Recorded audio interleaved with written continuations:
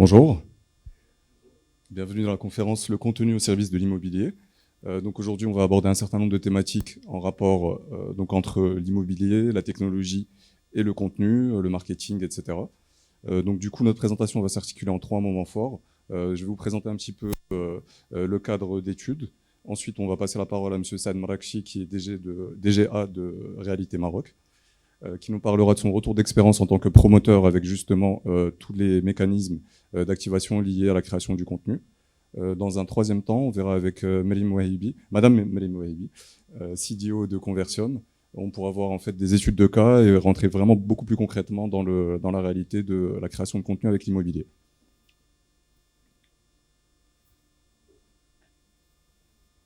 Vous allez être sympa avec moi, la télécommande a des petits soucis.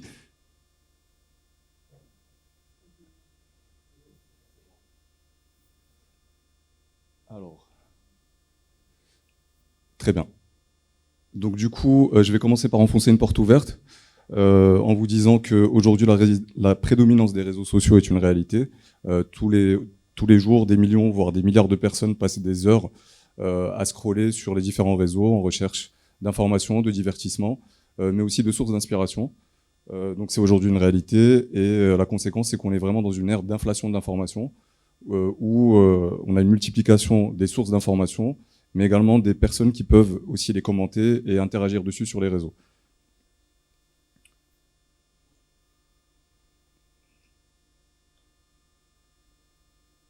On est donc confronté dans cette perspective, dans ce contexte, de la part des annonceurs à la problématique suivante qui est comment faire parvenir leur message, comment faire parvenir leurs guidelines, donc dans ce contexte de brouhaha médiatique et d'information.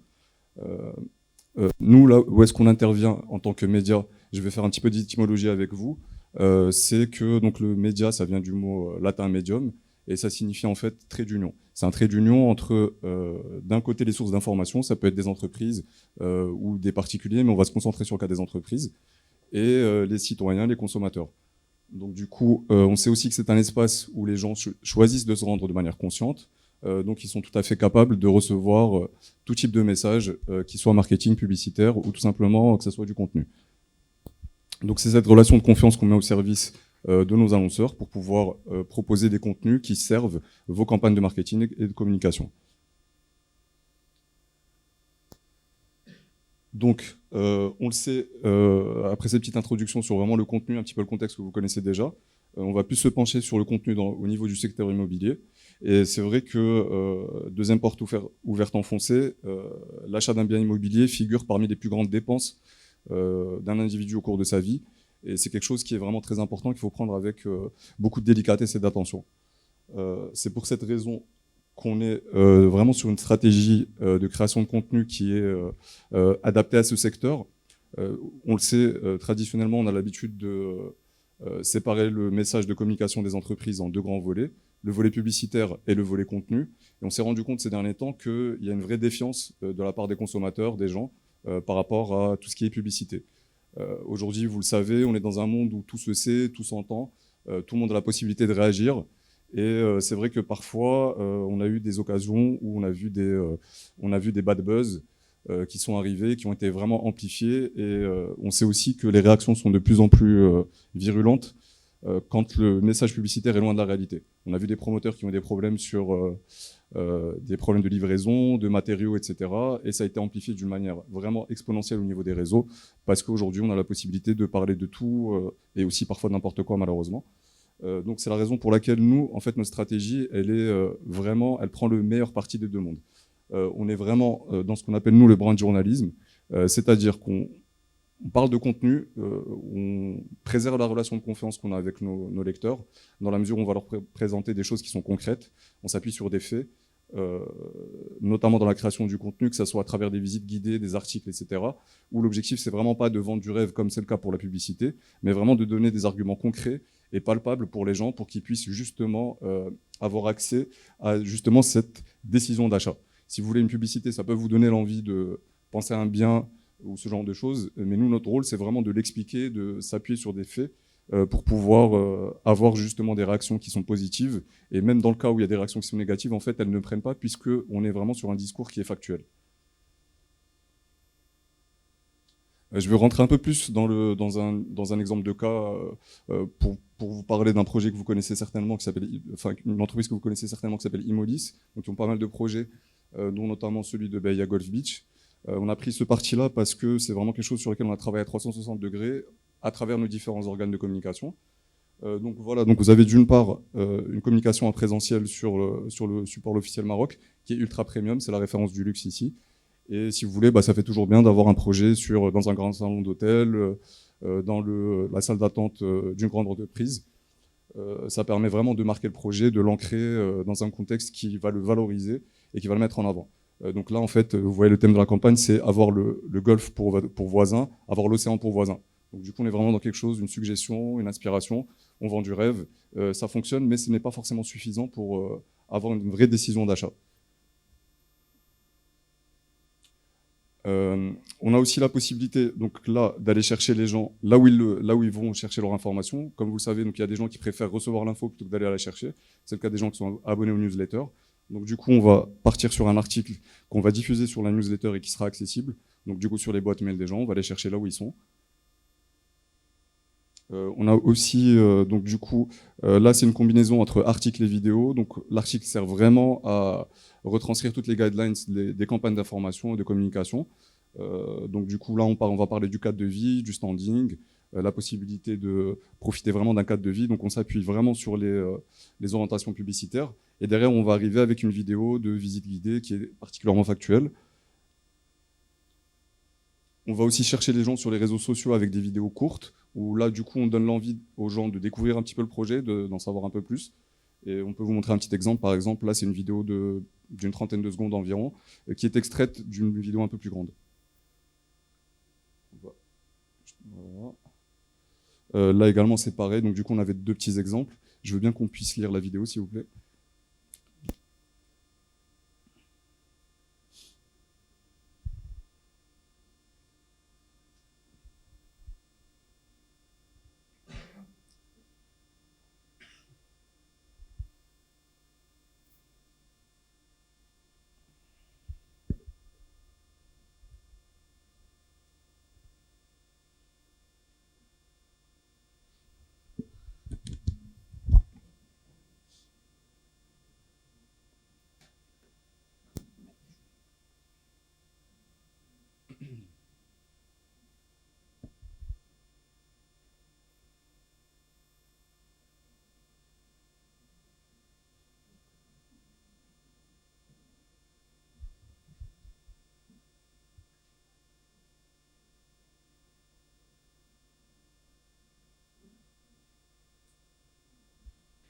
Voilà.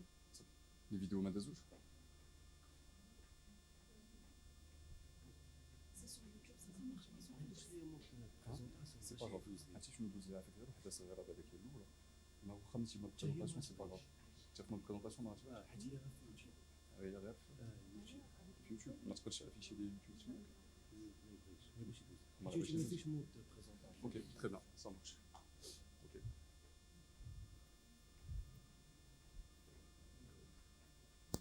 Bon, j'espère que vous avez de l'imagination parce que la vidéo ne marche pas. Donc du coup, en fait, c'était juste pour bien vous montrer qu'en fait, on a d'une part donc le côté, on va chercher les clients, on leur donne envie avec une petite vidéo de 30 secondes. On essaie de pas tout montrer, mais vraiment de donner l'envie. Et ensuite, slide suivant, s'il vous plaît. Et ensuite, donc du coup, on a une vidéo vraiment en format, non, celui d'après encore, merci. On a vraiment une vidéo un peu plus grande avec, donc du coup, c'est en 16/9. Là, en fait, on a différents partis pris selon les différents annonceurs avec qui on travaille. On peut soit aller sur une visite avec juste l'appartement, les biens, sans aucune personne. Donc là, le but, c'est vraiment qu'on puisse se projeter dedans, voir quel type de cuisine on a, notre voisinage, les parties communes, etc. et tout ça. On a aussi la possibilité de mettre en avant, comme on l'a fait avec Réalité Maroc, de mettre en avant un de vos commerciaux, enfin un des commerciaux des promoteurs, pour accompagner la visite de guidelines, d'explications, etc. et tout ça. Il y a vraiment deux écoles. Il y en a une qui est factuelle à 1 minute 30, l'autre qui sera aux alentours de 3-4 minutes, pour vraiment pouvoir balayer l'ensemble du projet avec les différents moments forts qu'il faut mettre en avant. Donc voilà, ça c'était pour la partie contenu immobilier. Je passe la parole à M. Saad Marakchi pour nous donner son retour d'expérience par rapport à ça. Merci Elias. Bonjour à tous.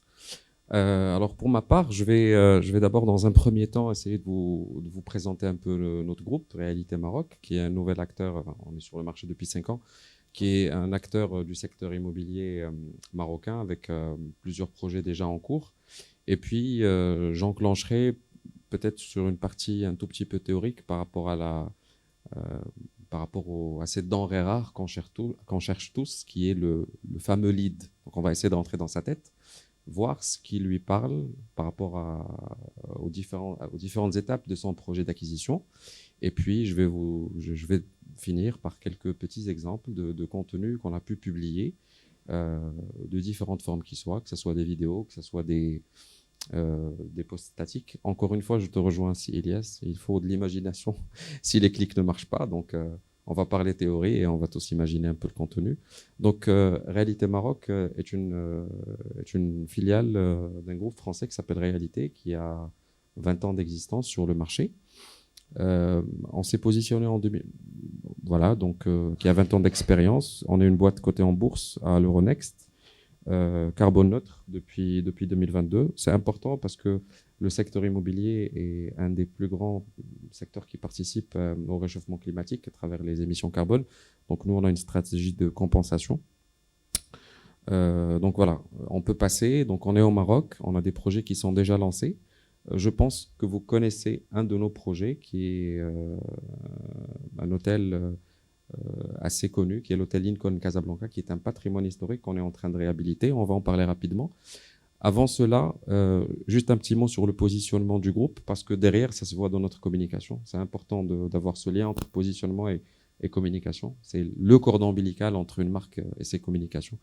Alors nous, on est une sorte d'ovni, on est une entreprise à mission. Ça veut dire quoi? Ça veut dire que on a inscrit dans notre raison d'être, dans nos statuts, donc ça a un côté juridique, on a inscrit dans nos statuts une raison d'être. C'est quoi cette raison d'être? C'est être utile au territoire. Ça veut dire concrètement apporter des choses qui peuvent permettre au territoire de monter en valeur. Je suis désolé, je ne vois pas très bien, l'écran est très éblouissant, mais l'idée c'est de proposer des solutions qui sont adaptées à l'ensemble des besoins, que ce soit pour se loger, se divertir, se restaurer. Voilà. L'idée, c'est de pouvoir construire la ville en fonction de ses besoins. Ce n'est pas forcément aller trouver un foncier et le monter parce que c'est intéressant, mais c'est surtout par rapport à ce dont la ville a besoin. Donc, on peut passer.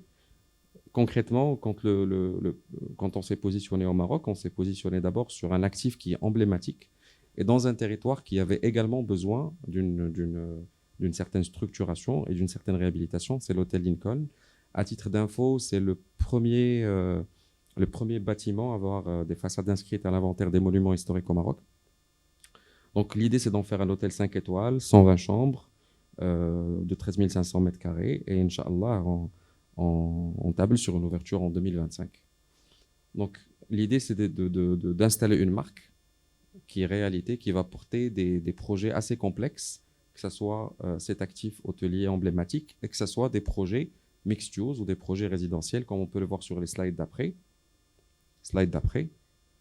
Donc, on a un deuxième projet qu'on a lancé en 2021 qui s'appelle Uptown Casa Anfa. C'est un projet mixed use sur la zone de Casa Anfa avec nos amis du groupe Mfaddal. Donc, c'est une copromotion. Donc, c'est du résidentiel, des bureaux et des hôtels. Donc, on apporte, il y a cette notion des besoins du territoire. Casa Anfa, c'est une fierté pour le Maroc. C'est le premier centre financier africain avec Casa Finance City. Pour le moment, il n'y a pas une offre hôtelière sur place. Donc, l'idée, c'était de faire des projets qui soient utiles. Donc, on retrouve la notion de positionnement à travers le 5 étoiles, le 4 étoiles, le 3 étoiles du projet Uptown. Donc, là, on voit le résidentiel avec son émergence et la marketplace, les bureaux, et derrière, il y a les hôtels. Donc, on peut passer. Le troisième projet, c'est un projet également dans un pôle urbain.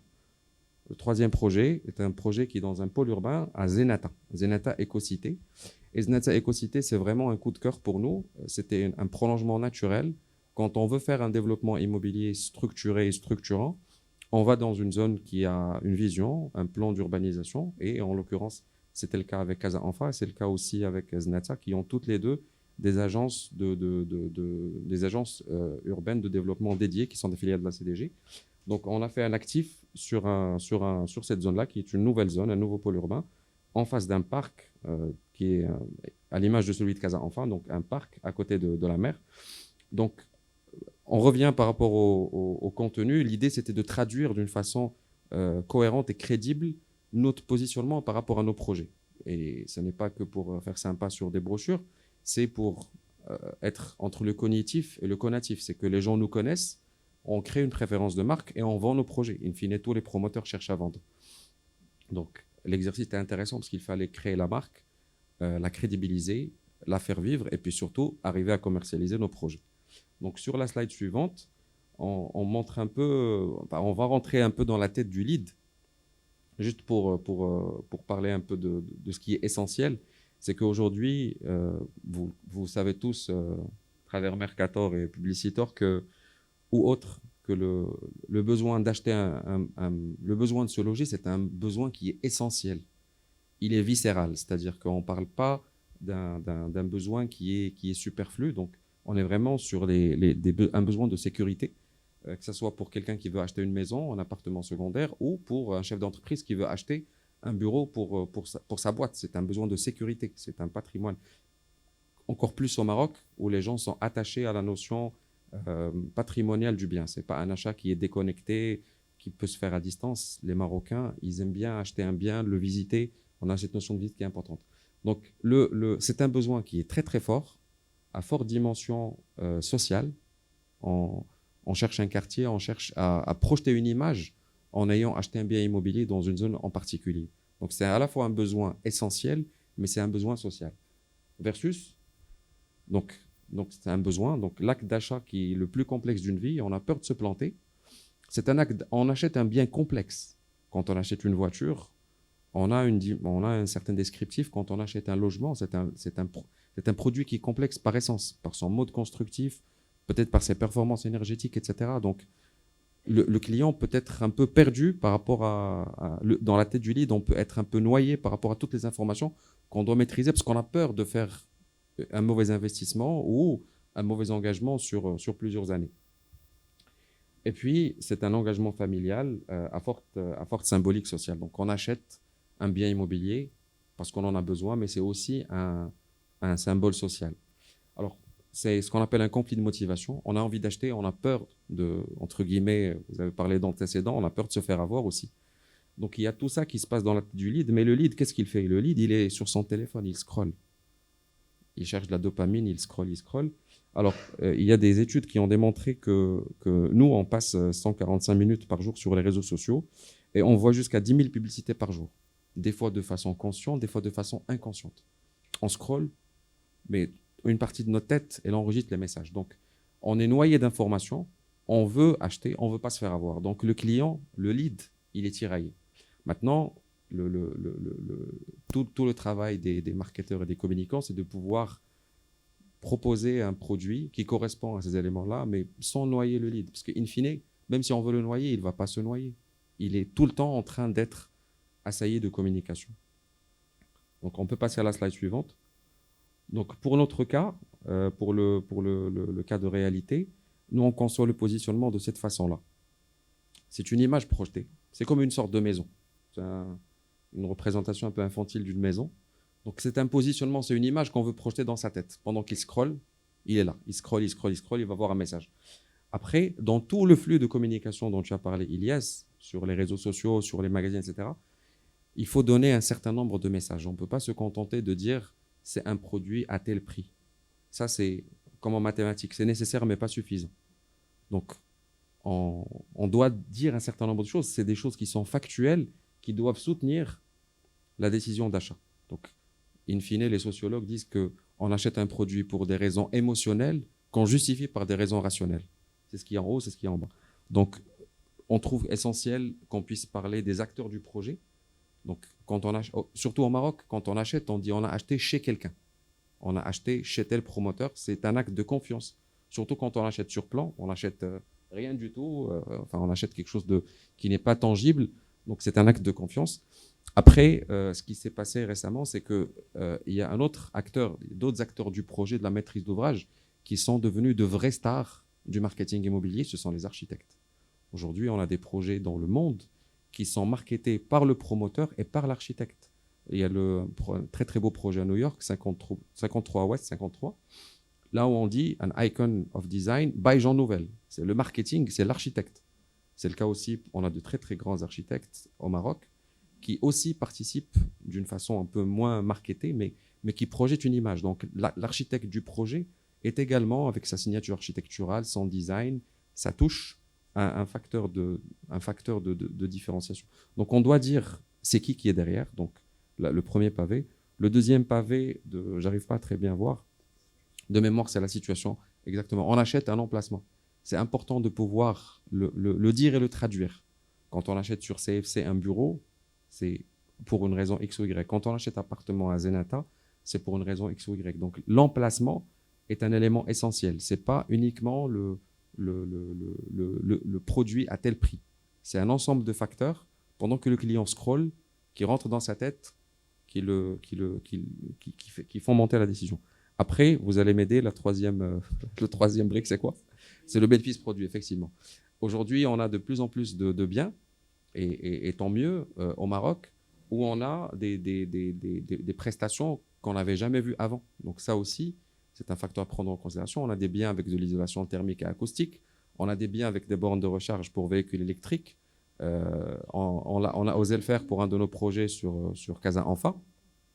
C'est des choses qu'il faut pouvoir communiquer pour pouvoir créer la préférence produit, tout simplement. C'est vraiment, on rentre dans les éléments de différenciation. Et le dernier pavé, c'est tout ce qui est financement, tout ce qui est service. Aujourd'hui, on a une offre de studio qui peut être très, très importante, une offre de résidences secondaires, etc. Donc, il y a tout ce qui est gestion locative, conciergerie, financement aussi qui sont très importants. Et puis, en dernier lieu, c'est le prix. C'est l'ensemble de ces facteurs-là qu'il faut que le promoteur arrive à projeter pour communiquer. Donc, on va passer beaucoup plus rapidement. Alors, nous, on a pris ces éléments-là. Avant de prendre ces éléments-là, juste un avis personnel par rapport à la communication. On est en tout cas au Maroc, par rapport au marché marocain, on est dans une optique qui est toujours humaine. Il y a l'intervention de l'intelligence artificielle, et je vois les amis de l'IA ici dans la salle. L'intervention de l'IA, elle est nécessaire parce qu'on va commencer à brasser un certain nombre, un volume de leads qui est très important. Mais au Maroc, on a remarqué que le fait que, comme tu as dit, Ilias, que le commercial parle, c'est très important. Il faut que les gens connaissent. C'est la notion de realtor en anglais. C'est l'agent immobilier qui parle, qui prend sa vidéo Instagram, qui prend son micro, qui fait des lives, etc. On a cette notion de... C'est pas la boîte qui communique, c'est pas la boîte dans la notion de structure. C'est le gars ou la dame qui est dans son bureau, qui va parler, qui va vous prendre, OK, on va faire un home tour de tel bien, tel bien. C'est extrêmement important avec la force de l'IA pour pouvoir faire du prédictif, générer du WhatsApp, etc. Donc nous, c'est notre parti pris, c'est équilibrer un peu les deux. On a nos amis, enfin nos équipes, nos amis qui parlent dans les vidéos, mais aussi on a des mécanismes d'automatisation, etc. Donc on rentre rapidement sur du graphique, là où vous devez faire part d'imagination. Alors nous, au début, personne ne connaît réalité, donc au début, on devait dire qui on est. Donc sur le projet Lincoln, qui est un projet assez complexe, on a fait le parti pris de communiquer en vidéo dans un format de making-of.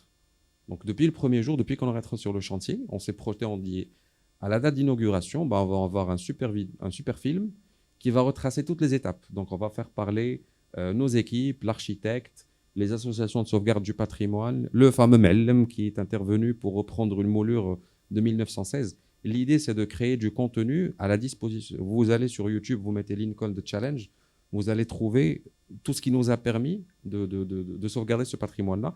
Mais c'est une première brique du positionnement. Donc, c'est pour expliquer aux gens que nous, on est des gens transparents, on fait un projet complexe, risqué, mais on communique dessus, on met en valeur, on met en avant les compétences locales. Après, sur un deuxième, si vous voulez bien, sur le clic, sur la partie plutôt résidentielle, plutôt projet, on fait aussi des vidéos, on s'ouvre par rapport à la presse pour faire des press tours et documenter. Ça met en avant les équipes techniques, ça met en avant les procédés constructifs. On a utilisé le PRC par exemple pour ce projet-là, pour faire des dalles avec une certaine performance. Donc on est sur de la vidéo, on est sur faire vivre un chantier, parce que in fine, les projets immobiliers, ils ont une présence urbaine, mais on ne connaît pas les histoires derrière. Si vous voyez un bâtiment, vous allez voir son identité architecturale, mais vous ne savez pas quel a été le challenge pour le construire, par quel procédé il a été fait. Donc c'est vraiment intéressant de pouvoir faire transposer ces éléments-là par rapport à la durée de vie du projet. Donc on peut passer rapidement, si vous voulez bien. Alors, on a fait aussi un format qui est un peu original. On a travaillé avec un jeune photographe qui s'appelle Youssef Hed, pour faire un format pour faire une sorte de remerciement par rapport aux gens du chantier. C'est une vidéo TikTok qu'on a postée avec Youssef qui a fait 8 millions de vues. Et c'est tout simplement parce qu'on est en train de sauver un patrimoine, mais derrière, quand le patrimoine sera là, tout le monde sera content. Mais les ouvriers, on va les oublier.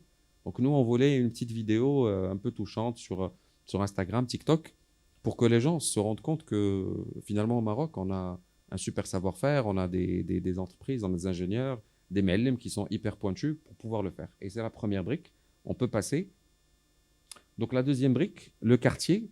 Nous, on a pris le parti pris de communiquer d'une façon totalement avec une identité différente de nos différents programmes.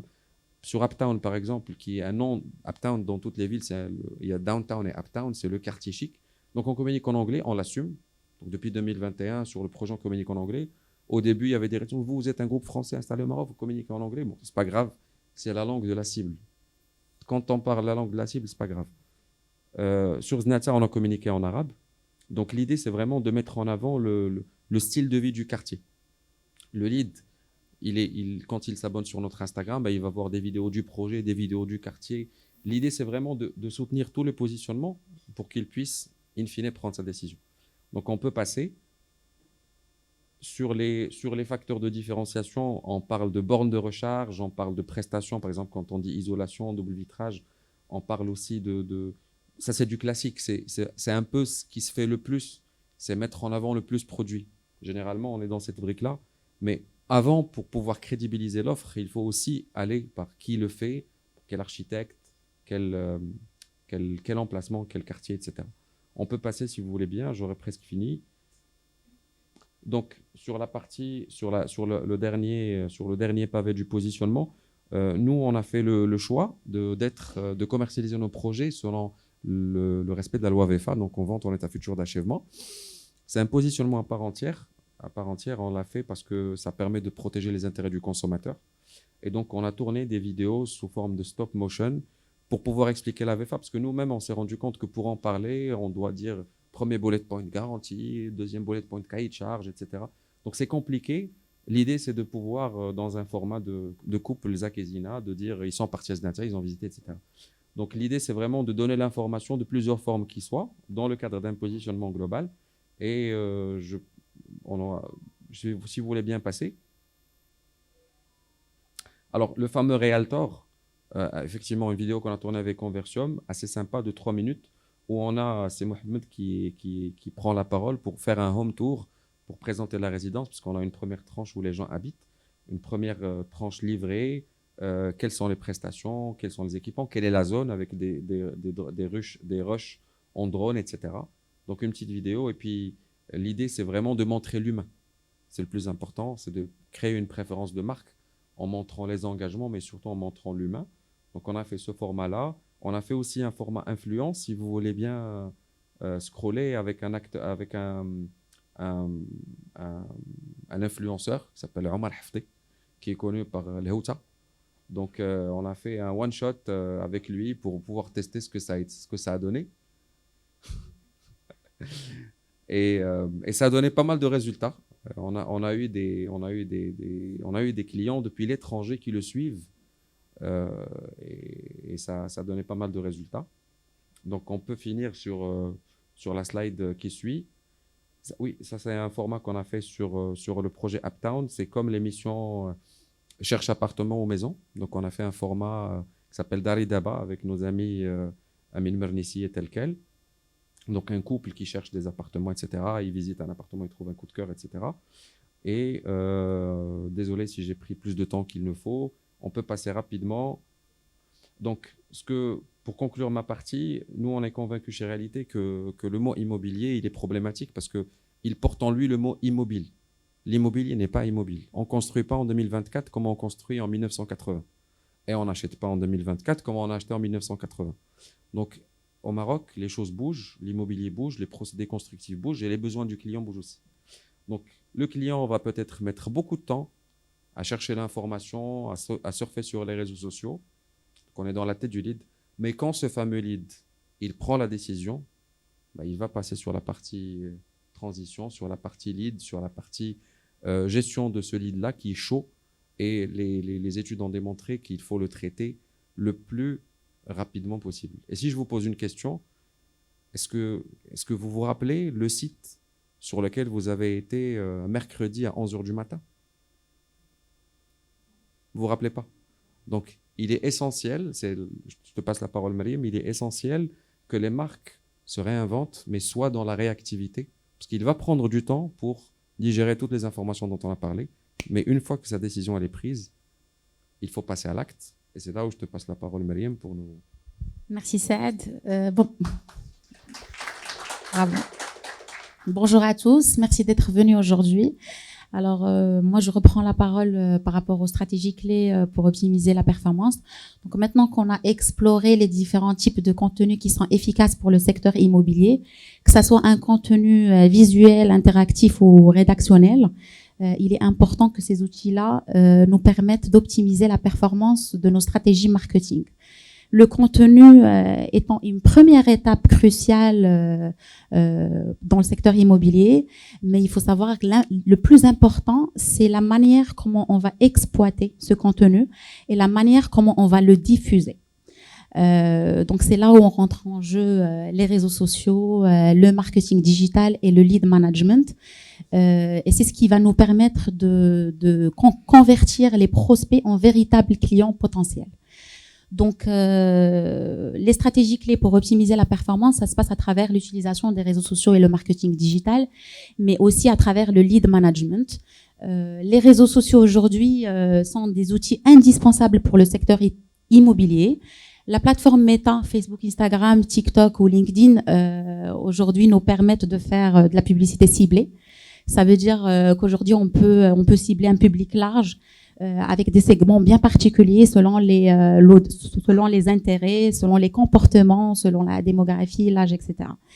Il ne s'agit pas ici de créer juste un contenu, mais il s'agit de créer l'interaction, de créer de l'engagement, justement à travers les reels, à travers des lives avec les visites 360 virtuelles de l'appartement témoin, etc. Donc l'idée, c'est de créer le contenu, mais aussi de créer cette interaction avec nos followers, avec les gens qui nous suivent. Donc voilà, donc l'idée, c'est de toucher la bonne personne au bon moment, à travers le bon canal. Parce qu'aujourd'hui, il faut dire que, par exemple, moi, je suis plutôt sur Instagram. Vous êtes plutôt sur TikTok. Vous êtes plutôt sur LinkedIn. Donc, il va falloir, mais on est 3 qui font partie de la cible. Donc, il va falloir toucher les 3 personnes au bon moment. Donc, c'est pour ça qu'il faut justement adapter le contenu aux différents formats. C'est le fameux multiformat, multicanaux, pour justement toucher ces 3 personnes. Donc pour LinkedIn, c'est plutôt un ton qui est professionnel. C'est plutôt une vidéo où on va apprendre, on va parler un peu du projet, on va éduquer les gens sur le positionnement, etc. Sur Instagram, c'est plutôt un reel, ça peut être un live visite virtuelle. Sur TikTok, c'est plutôt authentique. Donc voilà, donc on va adapter ce contenu-là aux différents canaux. Et donc c'est le plus complexe et c'est le plus important. Donc maintenant qu'on a utilisé, qu'on a diffusé, qu'on a créé ce contenu, qu'on l'a exploité, qu'on l'a diffusé sur les différents réseaux sociaux, c'est là où rentre en jeu véritablement le lead management. Il faut dire que la véritable problématique depuis 2013 dans le secteur immobilier, c'est que les agences aujourd'hui, ils font de l'acquisition de leads, ils envoient un fichier Excel au promoteur et ils le donnent au commercial pour le qualifier. Donc le commercial, il se retrouve avec une centaine de leads. Il appelle le premier lead, il est occupé. Le deuxième lead, il répond pas. Le troisième lead, il a rempli le formulaire par erreur parce que c'est du lead farm. Le quatrième lead, il est pas intéressé, c'est hors budget. Et au bout du 5e lead, le commercial, il est frustré. Il appelle plus, il faut pas lui en vouloir parce que il a beaucoup de choses à faire, il a des visites à réaliser avec ses clients, il a pas mal de choses à faire.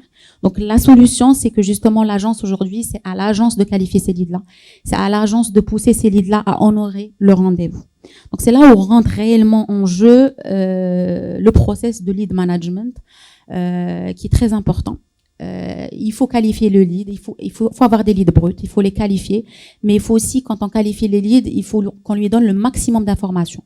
Que ça soit sur le budget, que ça soit sur l'emplacement du projet, que ça soit du matériel utilisé, le quartier et tout ça. Donc nous, on n'a pas aujourd'hui Conversium, on n'a pas des agents de qualification, on a des commerciaux qui sont formés par le promoteur sur justement sur le projet en soi, sur toute la partie commerciale du projet. Et donc on est là pour accompagner le lead, pour lui expliquer, pour prendre rendez-vous. Donc au moment où on va prendre rendez-vous, on aura des leads qui ne seront pas intéressés par prendre rendez-vous, qui seront peut-être intéressés par passer directement. C'est ce qu'on appelle le passage direct, qu'il ne faut pas négliger, parce que ce sont des personnes qui effectuent des achats à la suite. Donc c'est des personnes qu'il faut relancer à un certain moment, mais il ne faut pas leur mettre de la pression. Ce sont des personnes qui ne veulent pas prendre des rendez-vous, mais à leur aise. Il y a aussi des personnes qui veulent avoir plus d'infos. Donc là, on les oriente vers le promoteur, vers les commerciaux des promoteurs pour qu'on leur donne plus d'infos sur le stock, la disponibilité, etc. Et il y a des personnes effectivement avec qui on peut prendre aujourd'hui qui sont prêts à aller visiter le projet, à prendre des rendez-vous. Donc maintenant que, on prend un rendez-vous par exemple pour le week-end, samedi, si on s'attend à ce que le lead visite le projet le samedi, je peux vous dire qu'on aura un taux de conversion entre le rendez-vous pris et le rendez-vous honoré de maximum 20%. Donc, s'il n'y a aucun processus de lead management entre la prise de rendez-vous et le fait que ça soit honoré, il y aura un taux de maximum 20%. Donc, c'est là où rentre encore une fois en jeu toute la partie process lead management. Donc, en fait, il va falloir soit automatiser tout ce process-là, donc à travers des plateformes de gestion de lead dont on va parler tout à l'heure, soit il va falloir appeler le lead à J-1, lui rappeler son rendez-vous, lui donner le maximum d'informations, lui envoyer la localisation par WhatsApp, lui rappeler le jour même, lui dire voilà, vous avez un rendez-vous. Et majoritairement, quand on appelle le jour même, il y a toujours une contrainte. Il y a toujours le rendez-vous, il n'est pas disponible, il peut pas, etc. Donc c'est là où il faut reprendre encore un rendez-vous et rebelote. Il y a tout le système de management qui se redéclenche encore une fois. Donc voilà. Donc maintenant, si on peut passer, s'il vous plaît. Non, passe parce que j'ai déjà passe. Donc, le lead management, pour vous donner une petite définition bref et concise, donc c'est le processus de captation, suivi, qualification et conversion des prospects potentiels. Donc, ça permet aujourd'hui de suivre le parcours d'un prospect depuis son premier contact jusqu'à sa transformation en client. Donc, le processus clé, comme je l'ai bien expliqué, c'est la captation de lead, c'est l'acquisition, captation à travers le contenu, justement. La qualification, donc c'est là où rentre en jeu le fait de qualifier le lead, le nurturing et la conversion. Donc maintenant que on est arrivé à la conversion, il a honoré le rendez-vous, le fameux rendez-vous, et elle a finalement honoré son rendez-vous. Donc là, il va rentrer, c'est le commercial qui va faire son travail, donc il va lui visiter le projet, il va lui donner les différents prix, etc. Et on a toujours ce processus de suivi de lead, même s'il visite, il va falloir le recontacter pour voir s'il est toujours intéressé, s'il est intéressé par une contre-visite avec sa famille, etc. Donc peut-être il est en réflexion, donc il va falloir le rappeler dans quelques semaines. Peut-être s'il y a une promotion, donc il est hors budget, quand il y a une promotion, peut-être le rappeler. Donc voilà, donc il faut prendre en considération tous les KPIs qui vont suivre, les insights, je dirais, qui vont suivre. On passe, s'il vous plaît. Donc, pour que cela soit fait, pour que le lead management soit bien réalisé, il y a des outils aujourd'hui qui permettent cela, que ce soit à travers un Customer Relationship Management, un CRM, qui permet aujourd'hui de centraliser les données clients, le suivi des interactions et l'automatisation des tâches de suivi. Il y a aussi des plateformes de gestion de lead qui aident aussi à la priorisation et à l'analyse des prospects pour optimiser les conversions. Donc aujourd'hui, Conversium, elle a développé, si vous pouvez passer, s'il vous plaît, elle a développé une nouvelle plateforme de gestion de lead qui s'appelle Score Lead. Le prochain slide. Voilà, qui a développé une plateforme qui s'appelle Score Lead. C'est une plateforme de gestion de lead qui traque le lead depuis son acquisition et jusqu'à la décision d'achat. Donc c'est une plateforme aujourd'hui qui permet en interne déjà pour la qualification. Donc comme vous pouvez le constater, on a flouté les données pour une question de confidentialité. Mais voilà, donc on a la campagne, même c'est vrai que c'est pas très visible, mais on a la campagne, on a le nom, le prénom, le numéro de téléphone, la disponibilité d'appel. C'est très important dans la landing page Par exemple, quand je vais devoir expliquer le process, quand le contenu il est mis sur les réseaux sociaux, le lead, il va cliquer sur ce contenu-là, il va être redirigé vers une landing page avec un formulaire, un nom, prénom, adresse, numéro de téléphone. On rajoute souvent des questions comme la disponibilité d'appel. Parce que aujourd'hui, on estime qu'une personne peut-être pas forcément joignable pour éviter le taux d'injoignabilité qui est élevé. Donc, il nous dit, par exemple, qu'il est disponible entre midi et 14h. Donc, on l'appelle vers cette tranche d'horaire. On respecte toujours cette disponibilité d'appel pour justement éviter les personnes qui sont injoignables.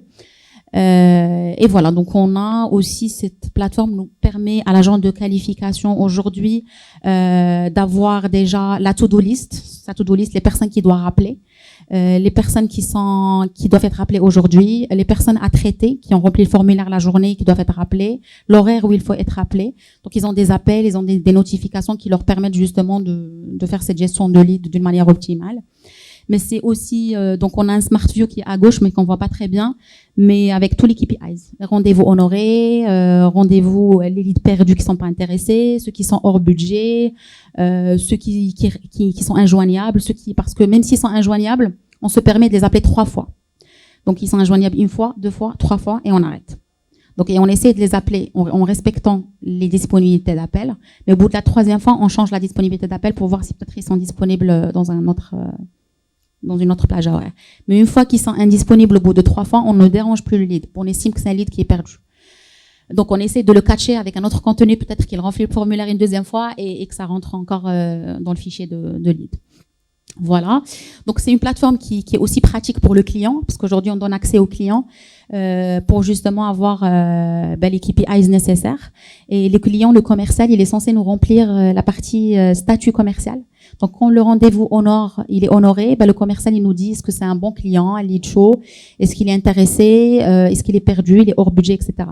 C'est grâce à ces insights-là aujourd'hui qu'on peut optimiser la campagne. Parce que on peut savoir justement que ce lead qui est en cours d'achat, par exemple, il provient de TikTok.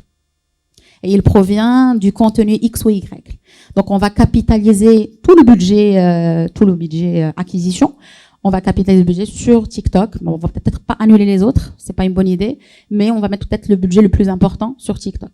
Donc c'est ça l'importance en fait des insights, c'est ça l'importance du travail entre l'agence et le promoteur. C'est la communication, c'est justement qu'on puisse partager les différents insights pour pouvoir optimiser la campagne. C'est très important parce que qu'on le veuille ou pas, aujourd'hui, on peut pas dire qu'un canal est mieux qu'un autre dans le secteur immobilier.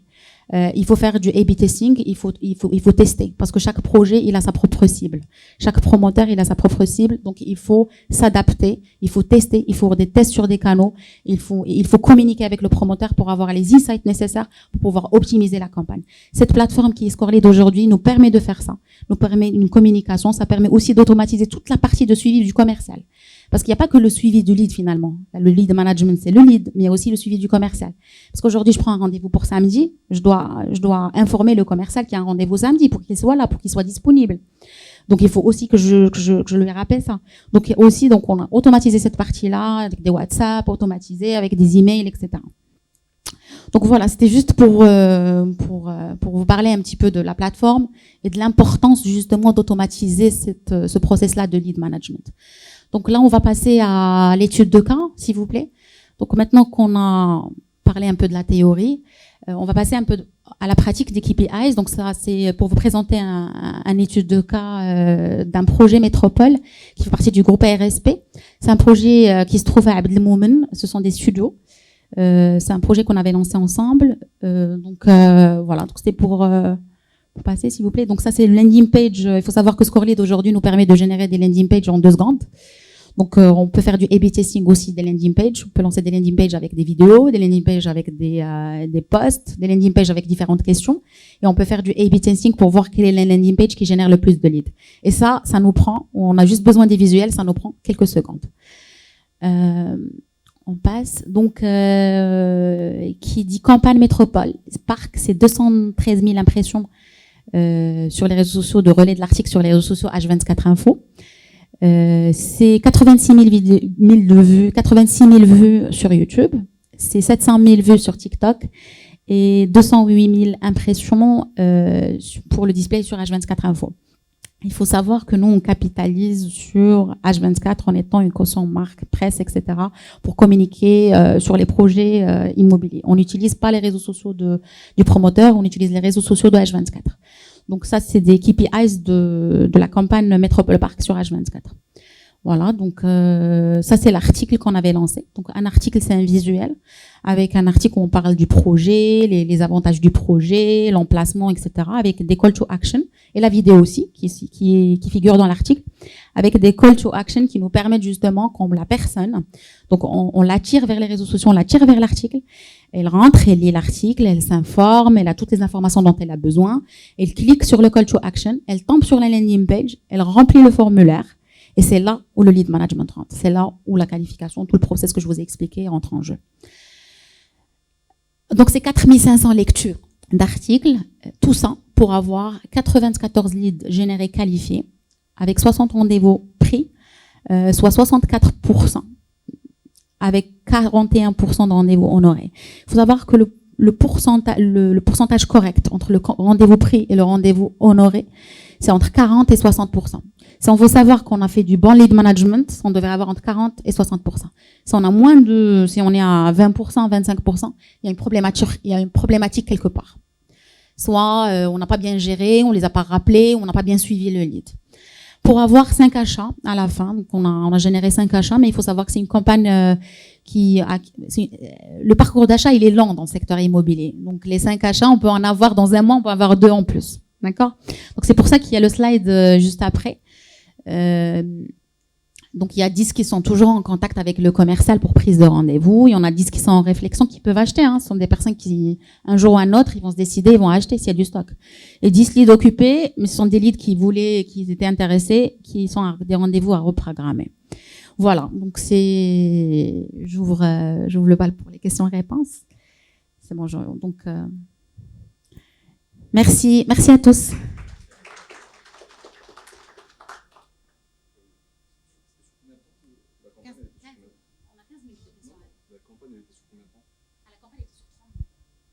C'était une campagne sur 3 mois, donc par rapport aux chiffres. Je ne sais pas si vous avez des questions pour... Oui, monsieur.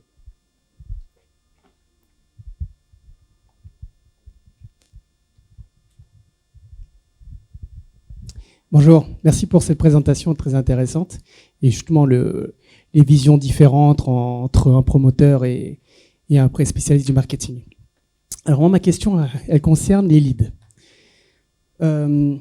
Vous ne pensez pas que dans le processus d'achat d'un bien immobilier, un prospect qui commence à discuter dès le début de sa relation, dans son parcours client, à une personne qui va gérer le lead, mais qui n'est pas chez le promoteur et qui n'est pas le commercial, peut être, je dirais, pas contre-productif, mais un inconvénient dans la mesure où la relation de confiance n'est pas établie, parce que c'est quelqu'un d'impersonnel qui ne va pas rencontrer et qui, au moment de la visite, va créer peut-être une déconnexion entre le discours qui a eu lieu avant et au moment de la visite.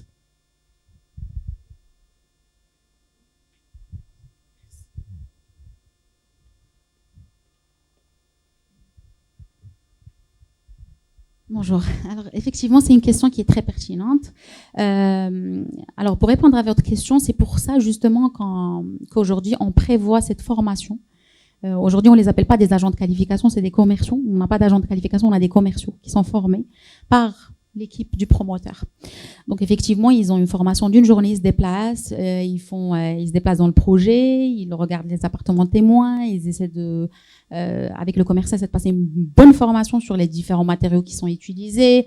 C'est vraiment, ils ont toutes les informations nécessaires pour justement cette première prise de contact avec le client. Parce que on est obligé de passer par cette étape de qualification, parce que qu'on le veuille ou pas, entre le lead brut et le lead qualifié, on a une déperdition, de 50%. Donc on peut pas aujourd'hui, comme j'ai dit, envoyer un fichier de lead brut au promoteur, parce qu'il va se retrouver encore une fois avec une centaine de leads où il va se démotiver très rapidement. Il va se dire, j'ai pas que ça à faire pour appeler une centaine de leads pour en avoir finalement 10 qui vont prendre rendez-vous ou 5 qui vont honorer le rendez-vous. Donc c'est pour ça qu'on a cette partie-là de qualification qui est importante. Mais effectivement, vous avez totalement raison. C'est qu'au moment où le lead va honorer son rendez-vous, le commercial va prendre le lead et va lui expliquer va lui donner toutes les informations nécessaires. Et c'est là où cette prise de contact, et c'est là où nous, en fait, on n'intervient plus. Au moment où lui, il a cette relation avec le commercial, nous, on n'en rappelle plus derrière.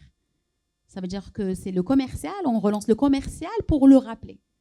Ça veut dire c'est bon, ça veut dire la liaison, elle est faite. Donc maintenant, c'est le commercial qui doit prendre le lead parce qu'il sait, il connaît la conversation qui est passée avec le lead, il connaît très bien ce qui s'est passé entre lui et le lead. Donc c'est à lui de prendre le relais maintenant. Et voilà. Donc, j'espère que j'ai répondu à votre question. Une autre question, s'il vous plaît? Oui.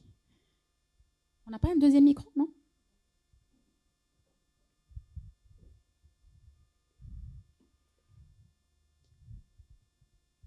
Bonjour, donc on a plus parlé de gestion de lead que du contenu, mais c'est pas plus mal, parce que pour moi c'est plus important. La question, c'est hier j'ai assisté à la digitalisation des professionnels immobiliers, quelle opportunité se présente. Et on a parlé de l'intelligence artificielle dans la génération de leads. Donc notamment avec un certain monsieur Alexandre Lemonnier, directeur commercial de LeadPulse. Maintenant, quelle solution serait préférable pour un promoteur immobilier de faire appel à une agence qui s'occupe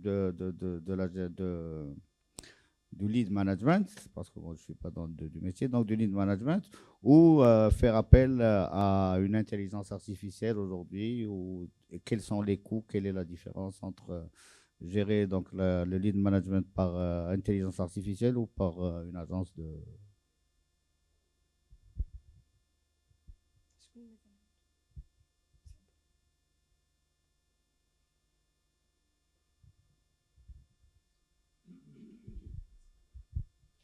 Bonjour monsieur, c'est une question tout à fait pertinente et dans l'air du temps, parce qu'il y a beaucoup de participants d'intelligence artificielle.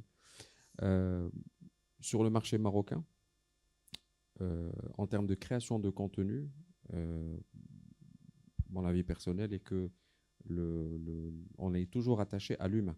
Il faut si je vous montre une vidéo d'une vraie personne, de Maryam, de Ilyas, versus l'avatar de Maryam et Ilyas créé par intelligence artificielle qui dit des choses qui ont été promptées, vous allez faire la différence. Donc aujourd'hui, l'intelligence artificielle, elle est là. J'ai assisté à une conférence de Aurélien et Philippe qui sont également là et qui ont dit que c'est la même révolution qui a été imposée par le feu et par Internet, l'intelligence artificielle. Donc elle est là.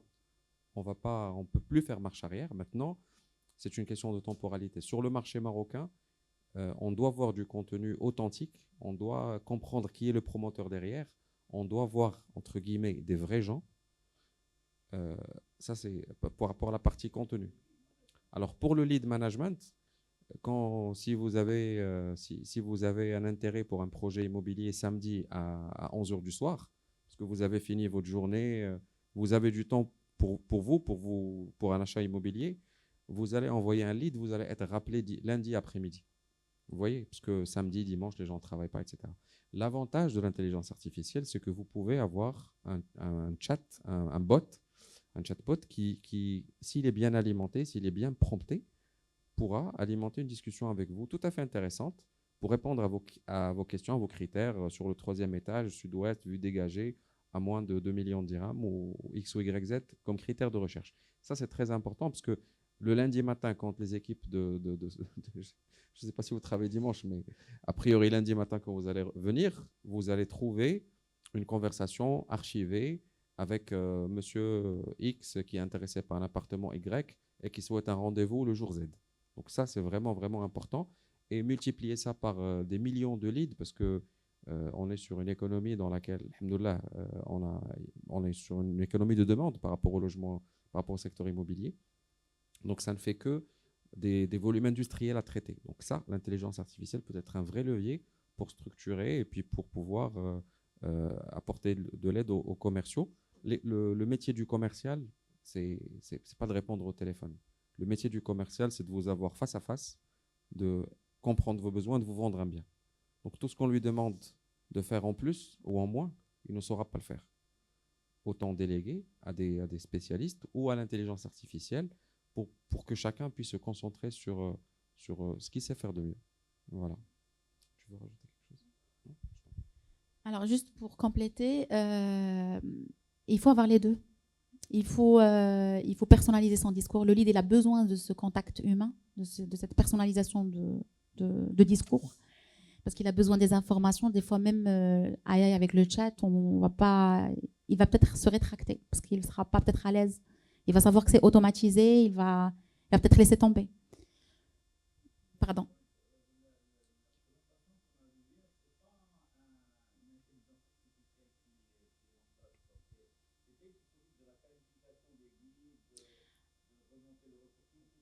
Alors, ça, on le fait. Sur Scolid, il y a de l'intelligence artificielle, il y a les KPIs, il y a les analyses, il y a les notifications qui sont envoyées automatiquement. Bon, la plateforme, c'est en cours, ça va être lancé. Mais effectivement, on a intégré cette partie-là d'intelligence artificielle dans les reportings, dans les KPIs, les insights, les notifications, les alertes, les rappels, les messages WhatsApp envoyés automatiquement, les emails envoyés automatiquement, etc. Oui. Mais la qualification reste, qualifier le lead, prendre le téléphone et l'appeler. On préfère que ce soit un commercial qui parle avec une personne face to face. Voilà. Merci. Une autre question? Alors, bonjour à toutes et à tous. Je suis Hamza, gérant de la société CAMG, professionnel au business marketing développement continu pour les entreprises. Alors, suivez à la discussion et la présentation qu'on avait aujourd'hui, l'utilisation de l'intelligence artificielle sur la partie conversion avec l'adaptation de termes, rentabilisation par exemple des leads. C'est la rentabilisation. Par exemple, aujourd'hui, nous parlons d'un pourcentage d'acquisition entre 4 et 6% sur le scoring de lead. Alors, si on peut avoir rentabilisé le scoring de lead, alors on doit passer par des règles de l'intelligence artificielle pour savoir bien jouer sur la réflexion des prospects, sur le comportement, etc., pour bien savoir comment j'ai reçu, par exemple, 1000 leads, et j'ai reçu par exemple 2 ventes. Alors il y a le scoring de ces leads, comment il s'engage, il envoie des leads, il s'engage sur le contenu, etc. Mais il y a quelque chose qui reste au derrière de leur mentalité, derrière de leur réflexion. Alors l'intelligence artificielle vient de bien savoir, c'est ça, la réflexion, de bien jouer sur la réflexion et de bien jouer sur le scoring des leads pour bien rentabiliser et d'avoir augmenté la partie rentabilisation de lead pour que le projet sera bien commercialisé et bien adapté avec les termes que la technologie s'adapte avec le Web 2.0, 3.0, 4.0, etc. Alors c'est quelque chose qui vient, qu'on doit s'adapter, qu'on doit le régler pour poursuivre la tendance et pour bien jouer sur la partie commercialisation avec les nouvelles termes et technologies de Web 3.0. C'est ça. Il y a d'autres questions? Oui. C'est vrai que ces derniers temps, nous avons eu beaucoup à gérer du contenu. Je parle en tant qu'agent immobilier. Et le métier nous a imposé de travailler en profondeur sur tous les réseaux. Et chaque réseau, il se comporte différemment. Aujourd'hui, nous avons une problématique, c'est que nous sommes obligés de travailler avec des portails immobiliers. Et aujourd'hui, ces portails nous envoient des leads qui, aujourd'hui, nous devons les qualifier. Les portails, aujourd'hui, malheureusement, n'ont pas cette capacité de pouvoir travailler le lead et de l'organiser en forme de landing page, etc., de le qualifier et de vraiment sortir le lead en termes de le lead d'une manière efficace. Alors moi je pense qu'aujourd'hui pour les promoteurs, je pense qu'il y a 2 vitesses. Des promoteurs qui sont structurés et qui travaillent en externe, peut-être avec des sociétés de communication, des sociétés digitales qui permettent d'aller plus loin. Mais en général, beaucoup de promoteurs que nous voyons sur la place, ils mettent en place un commercial peut-être débutant, à la traditionnelle, mais qui n'est pas outillé pour mieux gérer et qualifier le lead. Alors que aujourd'hui, je pense que même les agences aujourd'hui immobilières, ils sont obligés de sauter le pas et de travailler l'immobilier qui est le cœur de métier et de travailler sur le digital pour capter des leads et faire en sorte qu'ils puissent offrir un lead qualifié qui peut éventuellement travailler en collaboration avec un promoteur, parce que le lead, une fois qualifié, on connaît la demande exacte, et puis on peut, à travers un échange avec un promoteur, pouvoir réaliser la transaction. La connexion, des fois, n'est pas encore maîtrisée, etc. Il faut ouvrir le marché. Les agences immobilières, des fois, sont des apporteurs d'affaires et tout le monde cherche aujourd'hui à développer le lead. Nous sommes sur un marché d'offres actuellement, mais aujourd'hui, la question qui se pose, comment trouver un bon client, un bon lead, le qualifier et toujours continuer le process d'achat qui puisse revenir, etc. C'est un client acquis.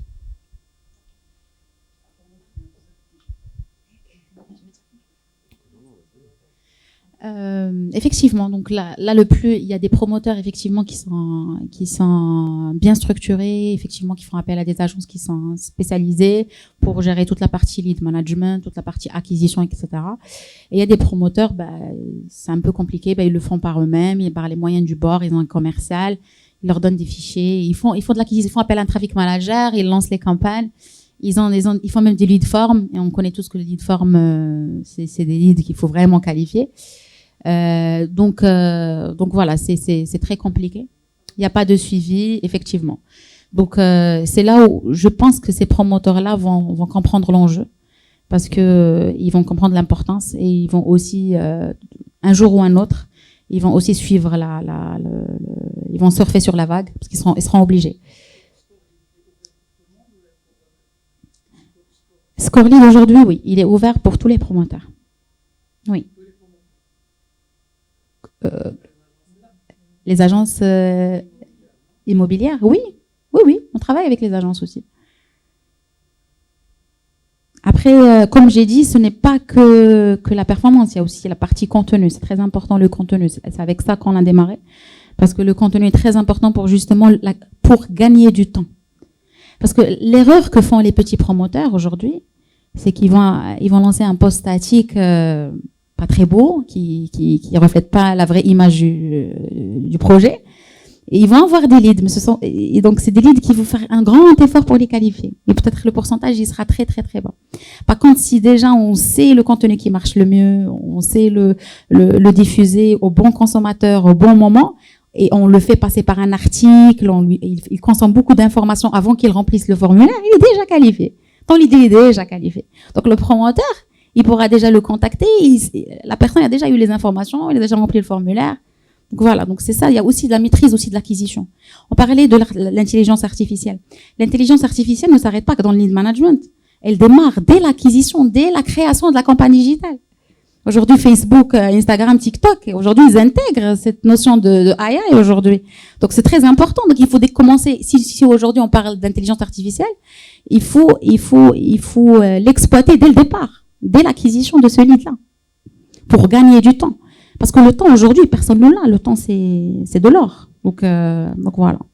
Pour répondre, j'espère que j'ai répondu un peu à votre question. Est-ce qu'il y a d'autres questions? Non, on a terminé. Ok, très bien. Merci à vous. Merci.